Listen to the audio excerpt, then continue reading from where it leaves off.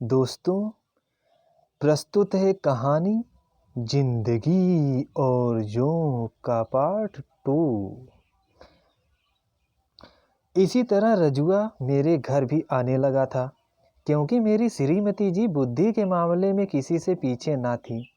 रजुआ आता और काम करके चला जाता। एक दो बार मुझसे भी मुठभेड़ हुई, पर कुछ बोला नहीं। कोई छुट्टी का दिन था। मैं बाहर बैठा एक किताब पढ़ रहा था कि इतने में रजुआ भीतर आया और कोने में बैठकर कुछ खाने लगा। मैंने घूमकर एक निगाह उस पर डाली। उसके हाथ में एक रोटी और थोड़ा सा अचार था और वह सूअर की भांति चापुड़ चापुड़ चापुड़ चापुड़ खा रहा था। बीच बीच में वह मुस्कुरा पड़ता, जैसे कोई बड़ी मंजिल सर करके बैठा हो। मैं उसकी ओर देखता रहा और मुझे वह दिन याद आ गया जब चोरी के अभियोग में उसकी पिटाई हुई थी।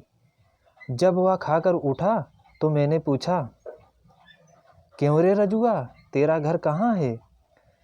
वह शक पका कर खड़ा हो गया, फिर मुंह टेढ़ा करके बोला, सरकार, रामपुर का रहने वाला हूँ। और उसने दांत निपोड़ दिए। गांव छोड़कर यहाँ क्यों चला आया? मैंने पुनः प्रश्न किया। क्षण भर वह असमंजस में मुझे खड़ा ताकता रहा, फिर बोला, पहले मसड़ा में था मालिक। जैसे रामपुर से सीधे बलिया आना अपराध हो, उसके लिए संभवतः क्यों का कोई महत्व नहीं था। जैसे गांव छोड़ने का जो भी कारण हो, वह अत्यंत सामान्य एवं स्वाभाविक था, और वह ना उसके बताने की चीज थी और ना किसी के समझने की। रामपुर में कोई है तेरा?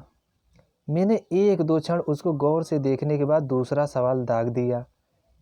मालिक, नहीं। बाप और दो बहनें थी, ता उनमें मर गईं। वह फिर दांत निपोड़ कर हंस पड़ा। उसके बाद मैंने कोई प्रश्न नहीं किया, हिम्मत ही नहीं हुई। वह फौरन वहां से सरक गया और मेरा हृदय कुछ अजीब सी घृणा से भर उठा। रजुआ की खोपड़ी किसी हलवाई की दुकान पर दिन में लटकते काले गैस लैंप की भांति हिल डुल रही थी।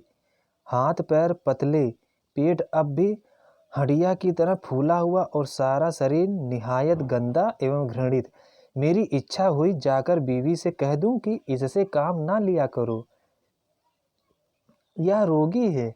फिर टाल गया, क्योंकि इसमें मेरा ही घाटा था। मैं जानता था कि नौकरों की कितनी किल्लत थी और रजुआ के रहने से इतना आराम हो गया था कि मैं हर पहली या दूसरी तारीख को राशन मसाला आदि खरीद कर महीने भर के लिए निश्चिंत हो जाता।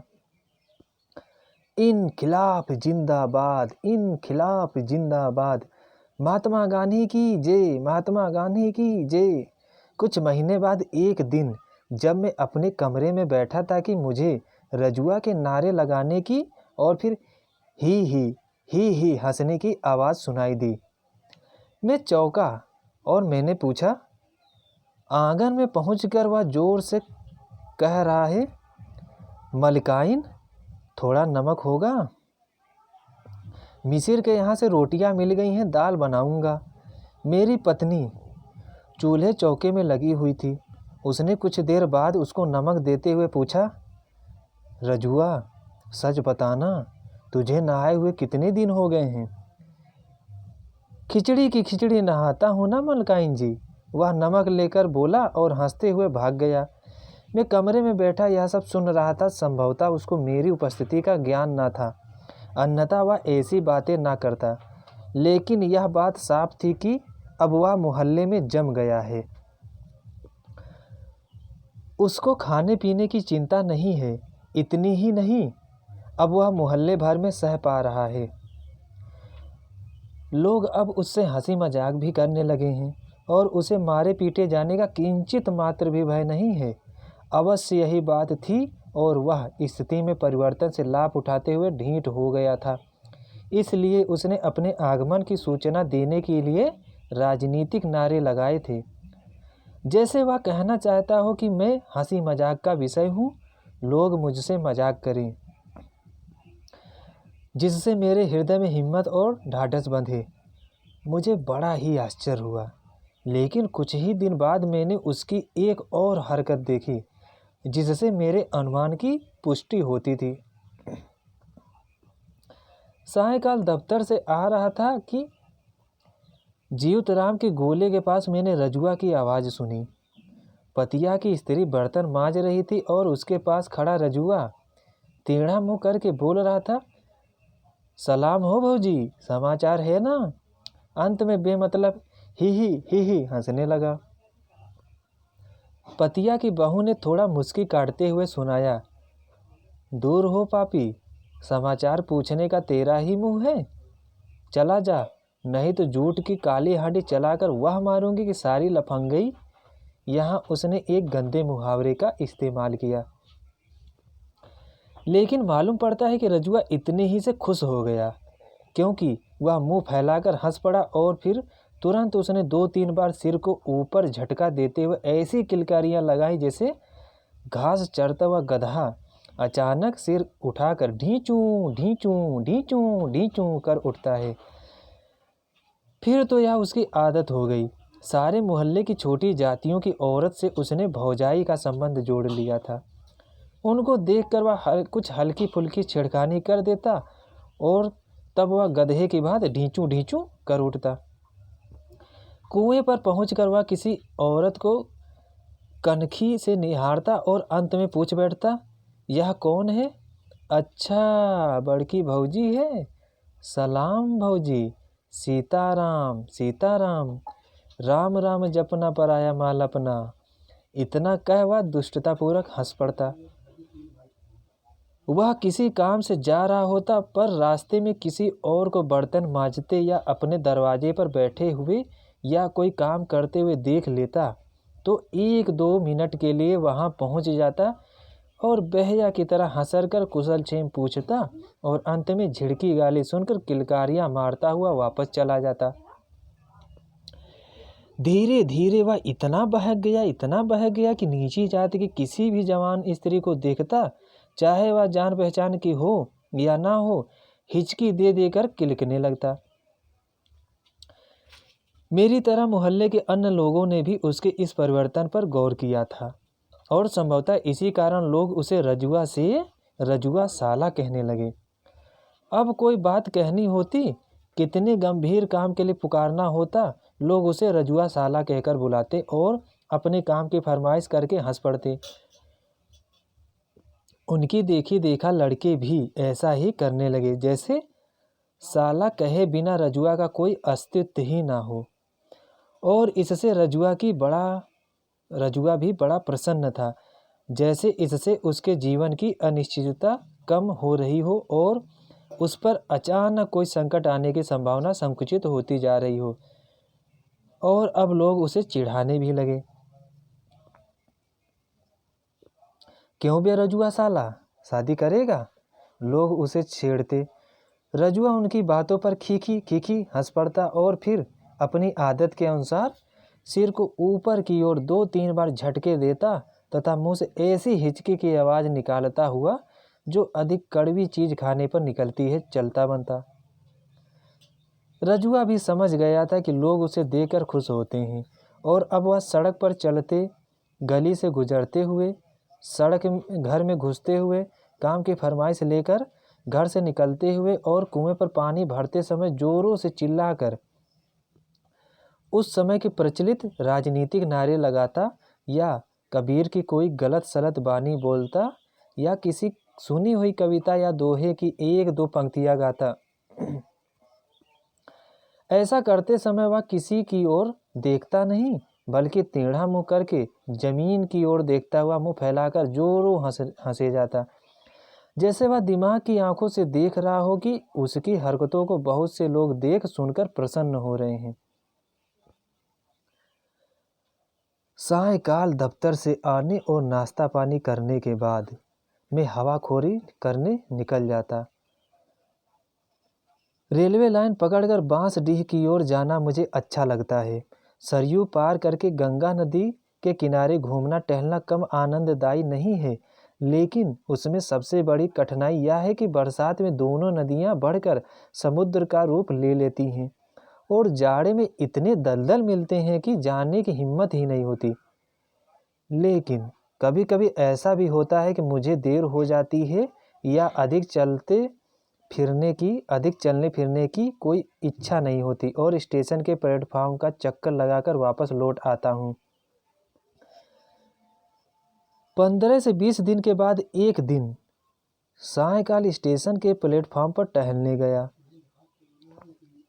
स्टेशन के फाटक से प्लेटफॉर्म पर आने के बाद मैं बाईं तरफ जीआरपी की चौकी की ओर बढ़ चला, किंतु कुछ कदम ही चला था कि मेरा ध्यान रजुआ की ओर गया, जो मुझसे कुछ दूर आगे था। वह भी उधर ही जा रहा था। मुझे कुछ आश्चर्य नहीं हुआ, क्योंकि शहर के काफ़ी लोग दिशा मैदान के लिए कटहर नाला जाते थे, जो स्टेशन के पास ही बहता है। मैं धीरे धीरे चलने लगा,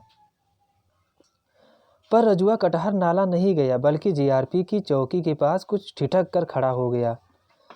अब मुझे कुछ आश्चर्य हुआ।